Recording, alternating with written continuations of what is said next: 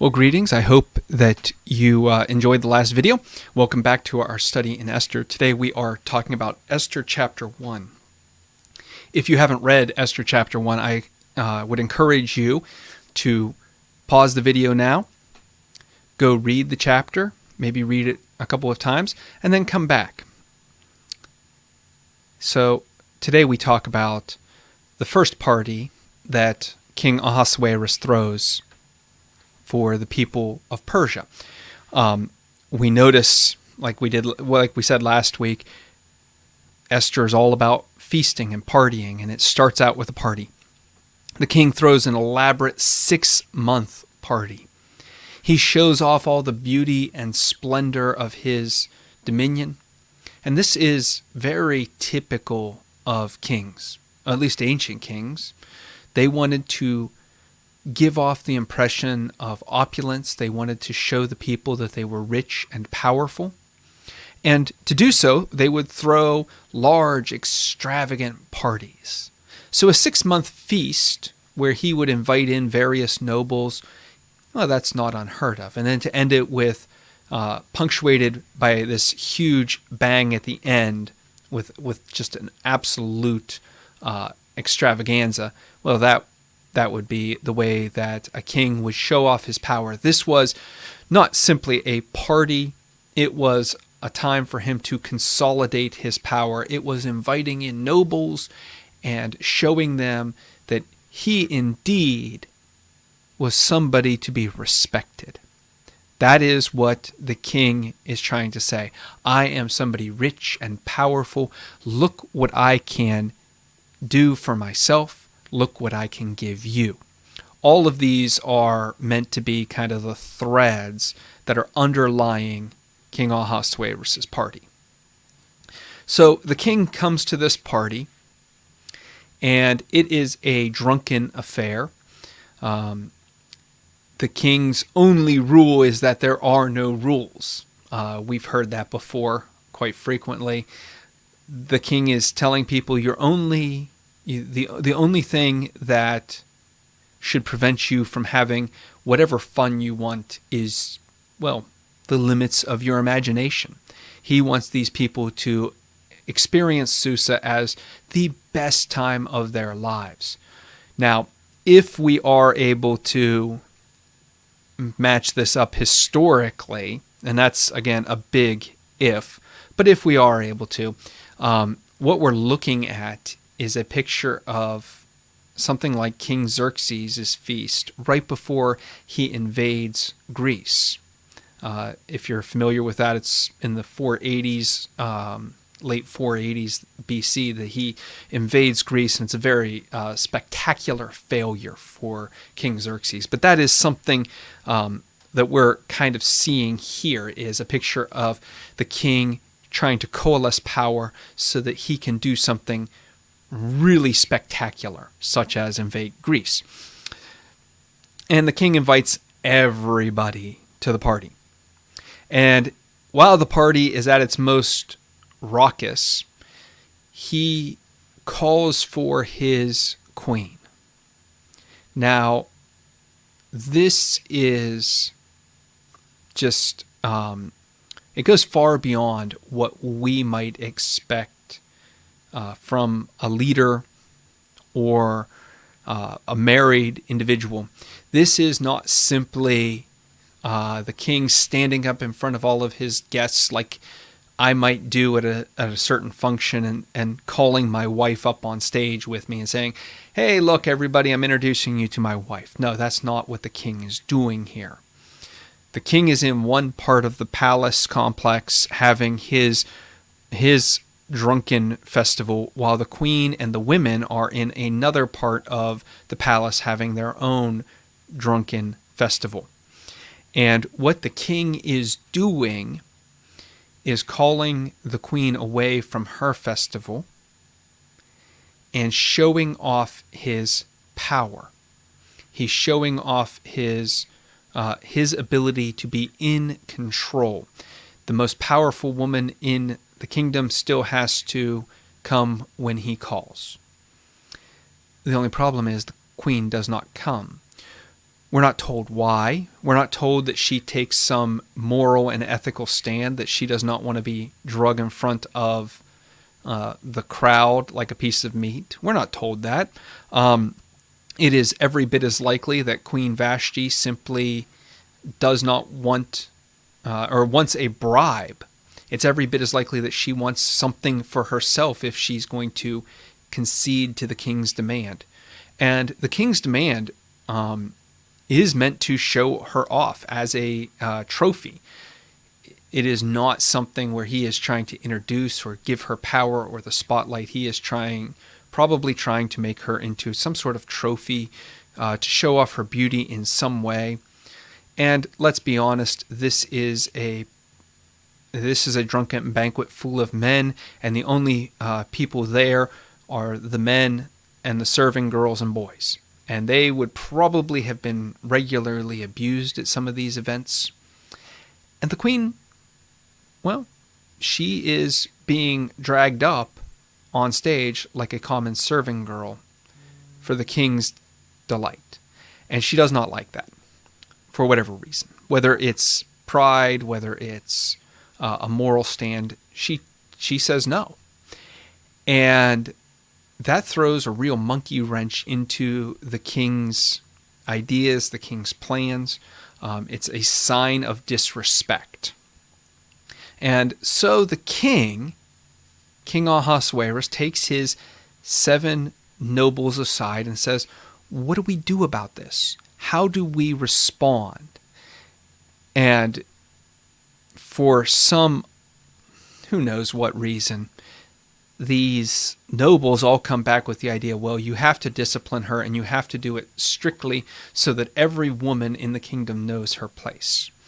We see here that the king is, at least from his official standpoint, is in the position of representing every man, and Vashti is representing every woman. And if the king allows her to usurp control in this situation, these men will have no authority at home. This is very much a patriarchal society, and what they are afraid of is giving their women any power whatsoever in the relationship. They are afraid of their wives gaining control. And so they tell the king, hey, you got to ban her. You got to expel her. She can't come back into your presence, or else she's going to ruin this for everyone. And that's exactly what the king says and does. He expels her from his presence completely. She's never allowed back in his court. Now, a couple of things. Number one, we don't know of a woman named Queen Vashti in Persian culture. So if this is a historical queen, her identity has been changed, but every bit as likely is that she is either this is an exaggeration, or she is some sort of concubine, maybe a high-ranking concubine, who the king probably would be a lot more comfortable with dragging out on stage rather than his queen, because he would jealously protect his queen, not because he cared necessarily about her, but because how she is perceived by the people is a reflection of his power. His ability to keep her pure, his ability to keep her kind of off limits was a reflection on his character and his power. So this probably wouldn't necessarily have been his main queen. But anyway, she is exiled. Now, she's exiled rather than executed. That means she's probably taken to another city and locked in the whatever the Persian equivalent of a convent would be, because obviously no man can be with this woman after the king has, so she's locked away for good, where she can no longer trouble the king. She has no access to the power structure of the Persian Empire. She is just going to die out in exile. think Henry VIII with his first wife, Catherine of Aragon, who he locked in a nunnery, and she just went about her days. She wasn't ill-treated, but at the same time, she had no political power, and she couldn't be a threat to Henry at all. That's what's going on here. But the irony of all of this is that the king, who is trying to show power, he's showing power in his feast, he's showing power in calling for his wife, he is showing power in his command of all of the women of the kingdom, is really kind of weak, because not only does he have to call in the counsel of other men, he has to actually listen to them. He can't come up with an idea on his own. It's not just like he calls around his 7 best counselors and goes, guys, I got an idea. What do you think about this? Which is what you would expect from a strong ruler. Hey guys, let's nip this in the bud. Here's my decision. No, he doesn't even have that. He has one of his counselors suggest the decision for him. In other words, this man who is showing off strength, who's trying to be this bastion of strength, is actually very weak. He's very weak behind the scenes. He has no clue what's going on. All he cares about is the party and getting drunk. And the real brains of the operation, what brains there are, those are invested in his subordinates. So we come to the kind of the close of all of this first scene in Esther, and we say a few things. Number one, we ask, what do you think we should get out of this clear striving for power, this clear back and forth between the king and Vashti? Who is she? Is she the moral stalwart that some want to see her as? Is she somebody who should be looked up to as not giving in to the king?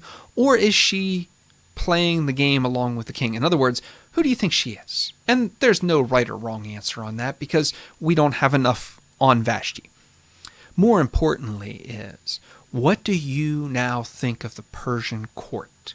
You hear this story, and you see the opulence, you see the decadence, you see the ideas that these men are all gathered in one place to spoil themselves with food and drink and sex. What do you think about this court? What do you think about the power structure of Persia? What do you think about the idea from the Persian officials that they better make an example of Vashti, or else they're going to lose credibility at in their homes? What do you think about the idea that they have to cling so tightly to power? What about the king having to cling so tightly to his power and his control?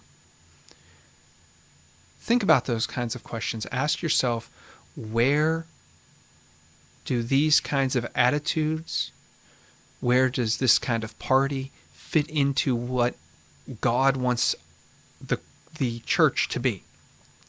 Ask yourself that. Ask yourself what kind of leaders these are. Think about how they manipulate people. And then ask, what would be a more Christ-like behavior out of the king, Vashti, the officials, all of the people at the parties, and see how our structure of kingdom disagrees with this structure. And ask yourself how we might take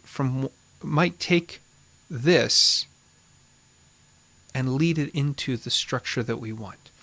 Next time, probably, well, I might do one more this week, but check back by next Thursday, and I should have chapter 2 set up, maybe even chapters 2 and 3. Until then, you have a blessed week, and remember that if you have any questions or comments, you can post them, send me a message. I will answer them. I love to do that. I love to get perspective from other people and to see where I can do this better. So until then, have a great day and God bless.